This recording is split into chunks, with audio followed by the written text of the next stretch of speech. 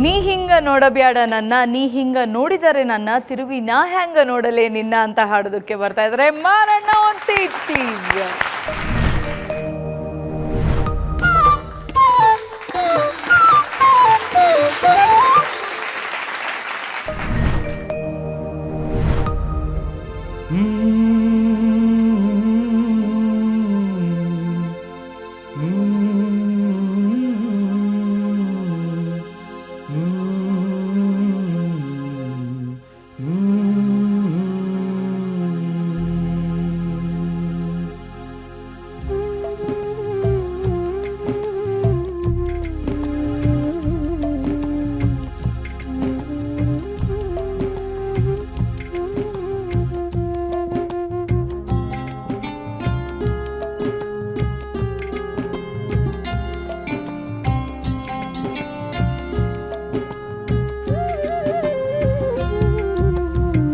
ಹಿಂಗ ನೋಡಬೇಡ ನನ್ನ, ನೀ ಹಿಂಗ ನೋಡಿದರೆ ನನ್ನ, ತಿರುಗಿ ನಾ ಹ್ಯಾಂಗ ನೋಡಲೇ ನಿನ್ನ.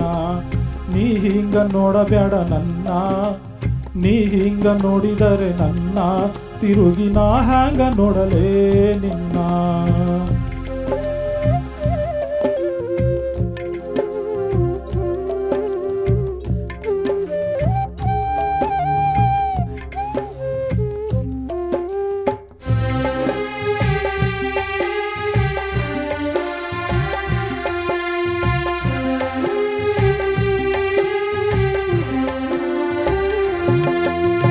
ದಾರಿಲಿ ನೆನೆದೆ ಕೈ ಹಿಡಿದೆ ನೀನು ತಣ್ಣಾಗ ಅಂತ ನಾ ತಿಳಿದು, ಬಿಡವಲ್ಲೆ ಇನ್ನೂನು ಬೂದಿ ಮುಚ್ಚಿದ ಕೆಂಡಾಯಿದಂತ ಹೊಳೆದು,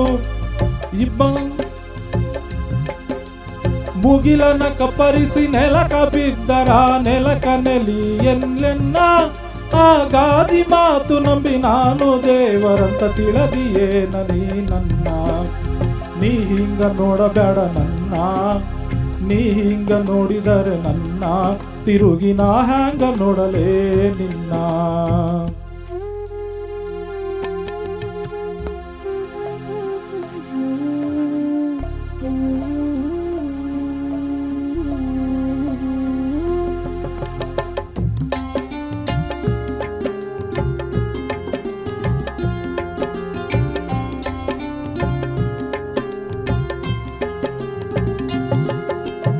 ಇಬ್ಬನಿ ತೊಳೆದರು ಹಾಲು ಮೆತ್ತಿದ ಕವಳ ಕಾಟಿಯ ಹಣ್ಣು, ಹೊಳೆ ಹೊಳೆವ ಹಾಂಗ ಕಣ್ಣಿರುವ ಹೆಣ್ಣ ಹೇಳು ನಿನ್ನವೇನೈ ಕಣ್ಣು. ದಿಗಿಲಾಗಿ ಅನ್ನತದ ಜೀವ ನಿನ್ನ ಕಂಡಾರೆ ಕಂಡು ಒಮ್ಮಿಗಲ, ಉಣಿವಿ ಚಂದಿರನ ಹೆಣ ಬಂತು ಮುಗಿಲಾಗ ತೇಲತಾಗಲ. ನೀ ಹಿಂಗ ನೋಡಬೇಡ ನನ್ನ, ನೀ ಹಿಂಗ ನೋಡಿದರೆ ನನ್ನ, ತಿರುಗಿ ನಾ ಹ್ಯಾಂಗ ನೋಡಲೇ ನಿನ್ನ. ನೀ ಹಿಂಗ ನೋಡಿಬೇಡ ನನ್ನ, ನೀ ಹಿಂಗ ನೋಡಿದರೆ ನನ್ನ, ತಿರುಗಿ ನಾ ಹ್ಯಾಂಗ ನೋಡಲೇ ನಿನ್ನ. ತಿರುಗಿ ನಾ ಹ್ಯಾಂಗ ನೋಡಲೇ ನಿನ್ನ.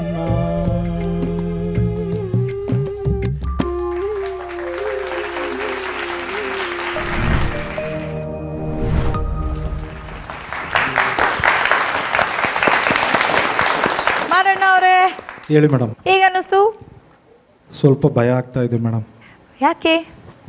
ಸಾಹಿತ್ಯ ಒಂದು ಕಡೆ ತಪ್ಪು, ಯಾಕೆ ಅಂತ ಗೊತ್ತಾಗಲಿಲ್ಲ. ಓಕೆ, ಇವತ್ತು ಸಾಹಿತ್ಯ ತಪ್ಪುದಿನ ಎಷ್ಟೊಂದು ಜನ ತಪ್ತಾರೆ ಇದ್ದಾರೆ. ಅರ್ಚನಾ ಮ್ಯಾಮ್, ಇದ್ರ ಬಗ್ಗೆ ನಿಮ್ಮ ಅನಿಸಿಕೆ? ನಿಮಗೆ ಒಂದು ಎಕ್ಸಾಂಪಲ್ ಸಿಕ್ಕಿತ್ತು, ಸಾಹಿತ್ಯ ಮರೆತು ಹೋದಾಗ ಏನು ಮಾಡಬಹುದು ಅಂತ. ಗೋವಿಂದಮ್ಮ ಒಂದು ಟ್ರಿಕ್ ಮಾಡಿದರು. ಒಂದು 4 ಬಾರ್ ಗ್ಯಾಪ್ ತಗೊಂಡ್ರು ಅಂತ ಏನೋ ಹೇಳಿ ನಿಲ್ಲಿಸಲಿಲ್ಲ. ಅವ್ರು ಮುಂಚೆನೇ ನಿಲ್ಲಿಸ್ಬಿಟ್ರು, ನೆಕ್ಸ್ಟ್ ಲೈನ್ ಬರ್ತಾಯಿಲ್ಲ ತಲೆಗೆ ಅಂದಾಗ. ನೆಕ್ಸ್ಟ್ ಲೈನ್ ತಲೆಗೆ ಹೊಳಿದೇ ಇದ್ದಾಗ 1-2 ಬಾರ್ ಗ್ಯಾಪ್ ತಗೊಳ್ಳಿ, ತಲೆಯಲ್ಲಿ ಪ್ರೋಸೆಸ್ ಮಾಡ್ಕೊಳ್ಳಿ, ಹಾಡಿ. ನಿಮ್ಗೆ ಯಾರೂ ಇಲ್ಲಿ ನೀವೇನಕ್ಕೆ ಅಲ್ಲಿ ಮಧ್ಯದಲ್ಲಿ ಗ್ಯಾಪ್ ಬಿಟ್ರಿ ಅಂತ ಯಾರೂ ಬೈಯಲ್ಲ ಅಲ್ವಾ. ಅದ್ರ ಬದಲು ನೀವು ನೀ ಹಿಂಗೆ ನೋಡಬೇಡ ನನ್ನ ಅಂದರೆ ಓ ಏನೋ ಆಯಿತು ಇಲ್ಲಿ, ಆವಾಗ ಆಭಾಸ ಕೇಳುತ್ತೆ. ಅದ್ರ ಬದಲು ನೀ ಹಿಂಗೆ ನೋಡಬೇಡ ನನ್ನ, ನೀ ಹಿಂಗೆ ನೋಡಿದರೆ ನನ್ನ ಅಂದರೆ ಏನು ತಪ್ಪಿಲ್ಲ ಆಯಿತಾ. ಒಂದೆರಡು ಬಾರ್ ಗ್ಯಾಪ್ ತಗೊಳ್ಳಿ ಮರ್ತೋದ್ರೆ. ಅದೇ ಪ್ಲ್ಯಾನ್ ಹೇಳ್ಕೊಟ್ಟೆ ಅಂತ ಎಲ್ಲ ಮರ್ತ್ಕೊಂಡು ಸುಮ್ಮನೆ ನಿಂತ್ಕೋಬೇಡಿ ಅಲ್ಲಿ. ನೀವೇನು ಹೇಳಿದ್ರು ಸೀರಿಯಸ್ ಆಗಿ ತಗೋತಾರೆ, ಇದನ್ನು ಸೀರಿಯಸ್ ಆಗಿ ತಗೊಳ್ತಾರೆ ಅಂತ. ಸೊ ಬರೀ ಒಂದೊಂದು ಲೈನ್ಗೂ ಗ್ಯಾಪ್ಗಳು ಕೊಟ್ಕೊಂಡು ಹೋಗಬೇಡಿ ಮುಂದಿನ ದಿನಗಳಲ್ಲಿ. ಏನು ಮಾಡೋಕ್ಕಲ್ಲ, ಈ ಥರ ಹಿಂಗೆ ಆಗೋಗ್ಬಿಡ್ತಪ್ಪ ಅಲ್ಲಿ ಸ್ಟೇಜ್ ಮೇಲೆ, ಆವಾಗ ಒಂದೆರಡು ಬಾರ್ ಗ್ಯಾಪ್ ತೊಗೊಂಡು ಹಾಡಿ ಸಾವಧಾನವಾಗಿ. ಅದು ಬಿಟ್ಟರೆ ಶ್ರುತಿ ತಾಳ ಎಲ್ಲ ನೀಟಾಗಿತ್ತು. ಇದರಲ್ಲಿ 2 ಗಾಂಧಾರ ಬರುತ್ತೆ, ಅದು ಚೂರು ಆಚೆ ಆಚೆ ಆದರೂ ಕಷ್ಟ, ಅದು ನೀಟಾಗಿ ನಿಭಾಯಿಸಿದ್ರಿ. Very good, God bless you. Thank you. Muniraju sir. ಮಾರಣ್ಣವ್ರೆ ಹೇಳಿ ಸರ್. ಒಂದು ಕಡೆ ಮೇಡಮ್ ಹೇಳಿದ್ರಲ್ಲ ರೆಸ್ಟ್ ಕೊಡೋದು ಅಂತ, ರಿದಮ್ ರೆಸ್ಟ್ ಕೊಟ್ಟರು ಅಲ್ವಾ, ಫ್ಲೂಟ್ ನುಡಿಸ್ತಾ ಇದ್ರು, ನೀವೊಂಚೂರು ಗಾಬರಿ ಆಗ್ಬಿಟ್ರೆ ನಾನು ಹಾಡೇ ನಿಲ್ಲಿಸ್ಬಿಟ್ರೇನೋ ಇವರು ಅಂತ. ಹೌದು ಸರ್, ಅಲ್ವಾ, ಸ್ವಲ್ಪ ಗಾಬರಿ ನಾನು ಹಾಡೇ ನಿಲ್ಲಿಸ್ಬಿಟ್ರೇನೋ ಇವರು, ನಾನು ಮುಂದೆ ಏನು ತಗೊಳ್ಳೋದು ಅಂತ ಗೊತ್ತಾಗಲಿಲ್ಲ. ದಾರಿಲಿ ನೆನೆದೆ ಕೈ ಹಿಡಿದೆ ನೀನು ತಣ್ಣಾಗ ಅಂತ ನಾ ತಿಳಿದು, ಬಿಡವಲ್ಲೆ ಇನ್ನೂನು ಬೂದಿ ಮುಚ್ಚಿದ ಕೆಂಡಾಯಿದಂತ ಹೊಳೆದು, ಮುಗಿಲನ ಕಪ್ಪರಿಸಿ ನೆಲಕ ಬಿದ್ದರ ನೆಲಕ ನೆಲಿ ಎನ್ಲೆನ್ನ, ಆ ಗಾದಿ ಮಾತು ನಂಬಿ ನಾನು ದೇವರಂತ ತಿಳಿದಿಯೇ ನೀ ನನ್ನ. ನೀ ಹಿಂಗ ನೋಡಬೇಡ ನನ್ನ, ನೀ ಹಿಂಗ ನೋಡಿದರೆ ನನ್ನ, ತಿರುಗಿ ನಾ ಹ್ಯಾಂಗ ನೋಡಲೇ ನಿನ್ನ. ಅದಕ್ಕೆ ಗಮನ ಎಲ್ಲ ಕಡೆನೂ ಇರಬೇಕು, ಸಾಹಿತ್ಯದ ಕಡೆನೂ ಇರಬೇಕು. ಈ ಸಾಹಿತ್ಯ ಅಂತೂ ಮತ್ತೆ ಮತ್ತೆ ನಾವು ಎಷ್ಟು ಹೇಳೋದು, ಹೇಳಿದಷ್ಟು ಎಷ್ಟು ಹೇಳಿದ್ರೂ ಕಡಿಮೆನೇ ಅಂತ ಅನಿಸ್ಬಿಡುತ್ತೆ. ಈ ಸಾಹಿತ್ಯದಲ್ಲಂತೂ ವಿಶೇಷವಾದ ಸಂದರ್ಭ ಇದು. ಸಂಸಾರ ಸಾಗರದಾಗ ಲೆಕ್ಕವಿರದಷ್ಟು ದುಃಖದ ಬಂಡಿ, ನಾ ಬಲ್ಲೆ ನನಗೆ ಗೊತ್ತಿಲ್ಲದಿದ್ದರೂ ಎಲ್ಲಿ ಆಚೆಯ ದಂಡಿ, ಮಲಗಿರುವ ಕೂಸು ಮಲಗಿರಲಿ ಅಲ್ಲಿ ಮುಂದಿನದು ದೇವರ ಚಿತ್ತ, ನಾ ತಡೀಲಾರೆ ನೋಡಬೇಡ ಮತ್ತ ನೀ ಇತ್ತ. ಯಾಕೆ ಹೇಳ್ತಾರೆ ಗೊತ್ತಾ, ಮಕ್ಕಳು ಸಂಖ್ಯೆ ಜಾಸ್ತಿ ಬೇಂದ್ರೆಯವ್ರಿಗೆ. ಒಂದು ಗಂಡು ಮಗು ತೀರ್ಕೊಂಡ್ಬಿಟ್ಟಿರುತ್ತೆ.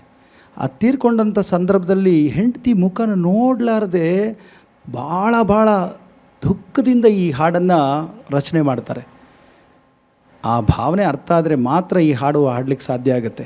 ಎಷ್ಟೋ ಸರಿ ವೇದಿಕೆ ಮೇಲೆ ಕೇಳಿದಾಗ ನಾವು ಇಲ್ಲ ಬೇಡ ಈ ಹಾಡು ಬೇಡ ಅಂತ ಅಂದ್ಬಿಟ್ಟಿದ್ದೀವಿ. ಯಾಕೆಂದರೆ ಆ ಭಾವನೆ ಒಳಗಡೆ ಇಳಿದು ಹಾಡಬೇಕಲ್ವ.